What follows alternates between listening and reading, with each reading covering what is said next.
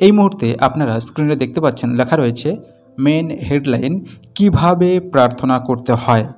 যখন 1 নম্বর পয়েন্ট দেখব, সেখানে লেখা রয়েছে প্রভুর শেখানো প্রার্থনা, মধ্যে লিখিত সুসমাচার 6 অধ্যায় 9 থেকে 13 পদ পর্যন্ত। সেখানে লেখা রয়েছে, অতএব তোমরা এই মতো প্রার্থনা করিও, হে আমাদের স্বর্গস্থ পিতা, তোমার নাম পবিত্র বলিয়া মান্য হোক, তোমার রাজ্য আইসুক, তোমার ইচ্ছা সিদ্ধ হোক, যেমন স্বর্গে তেমনি পৃথিবীতেও হোক। আমাদের প্রয়োজনীয় খাদ্য আজ আমাদিগকে দাও, আর আমাদের অপরাধ সকল ক্ষমা করো, যেমন আমরাও আপন আপন অপরাধীদিগকে ক্ষমা করিয়াছি। আর আমাদিগকে পরীক্ষাতে আনিও না, কিন্তু মন্দ হইতে রক্ষা করো, কারণ রাজ্য, পরাক্রম ও মহিমা যুগে যুগে তোমারই হোক, আমেন। 1 নম্বর পয়েন্ট গেল প্রভুর শেখানো প্রার্থনা। গত ভিডিওতে আমি আলোচনা করেছি এটি প্রভুর প্রার্থনা নয়, এটি প্রভুর শেখানো প্রার্থনা। কারণ প্রভু যিশুকে তার শিষ্যরা জিজ্ঞাসা করেছিল, যখন তার শিষ্যকে যেভাবে প্রার্থনা করতে শিখিয়েছেন, প্রভু আমাদেরকেও ঠিক একইরকমভাবে আপনি প্রার্থনা করতে শেখান। তখন প্রভু যিশু তার শিষ্যদেরকে উদ্দেশ্য করে এই প্রার্থনাটি শিখিয়েছিলেন। সুতরাং এটি প্রভুর প্রার্থনা নয়, কিন্তু এটি প্রভুর শেখানো প্রার্থনা, অর্থাৎ প্রভু যিশুর শেখানো প্রার্থনা শিষ্যদের উদ্দেশ্য করে।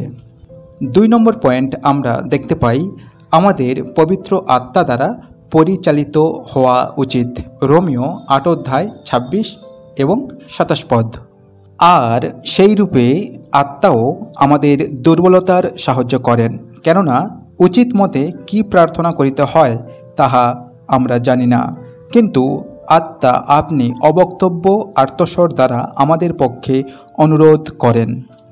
আর যিনি হৃদয় সকলের অনুসন্ধান করেন, তিনি জানেন আত্মার ভাব কি, কারণ ইনি পবিত্র গণের পক্ষে ঈশ্বরের ইচ্ছা অনুসারেই অনুরোধ করেন।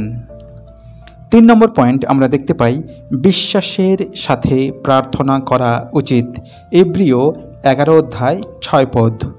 কিন্তু বিনা বিশ্বাসে প্রীতির পাত্র হওয়া কাহারও সাধ্য নয়, কারণ যে ব্যক্তি ঈশ্বরের নিকটে উপস্থিত হয়, তাহার ইহা বিশ্বাস করা আবশ্যক যে ঈশ্বর আছেন, এবং যাহারা তাহার অন্বেষণ করে তিনি তাহাদের পুরস্কার দাতা।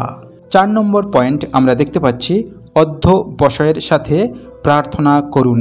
লুক লিখিত সুসমাচার 18 অধ্যায় 1 থেকে 8 পদ পর্যন্ত পাঠ করলে এটি আমরা বুঝতে পারব। আর তিনি তাহাদিগকে এই ভাবের একটি দৃষ্টান্ত কহিলেন যে, তাহাদের সর্বদাই প্রার্থনা করা উচিত, নিরুৎসাহিত হওয়া উচিত নয়।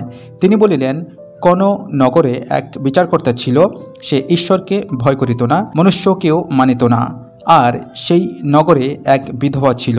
সে তাহার নিকটে আসিয়া বলিত, অন্যায়ের প্রতিকার করিয়া আমার বিপক্ষ হইতে আমাকে উদ্ধার করুন।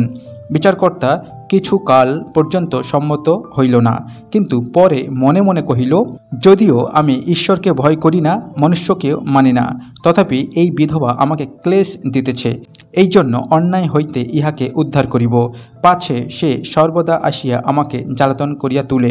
পরে প্রভু কহিলেন, শুনো, ওই অধার্মিক বিচারকর্তা কি বলে। তবে ঈশ্বর কি আপনার সেই মনোনীতদের পক্ষে অন্যায়ের প্রতিকার করিবেন না, যাহারা দিবারাত্র তাহার কাছে রোদন করে, যদিও তিনি তাহাদের বিষয়ে দীর্ঘসহিষ্ণু?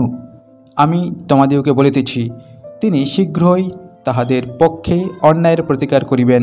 কিন্তু মনুষ্যপুত্র যখন আসিবেন, তখন কি পৃথিবীতে বিশ্বাস পাইবেন? 5 নম্বর পয়েন্ট আমরা দেখতে পাই, বিনয়ের সাথে প্রার্থনা করুন। আজ এই পর্যন্ত। কেমন লাগলো জানাতে ভুলবেন না।